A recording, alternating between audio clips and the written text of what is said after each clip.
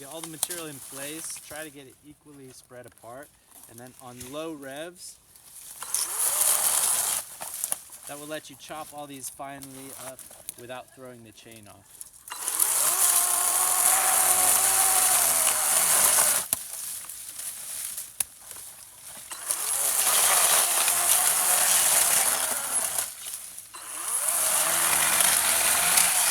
Try to use good posture. Remember, keep your back straight. Use your legs as much as you can. Just chip chop suey until it lays relatively flat. You should be able to walk on it,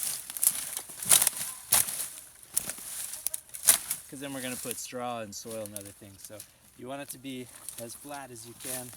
Just get an even surface. Just aim for things that are sticking up. That's it. Have fun.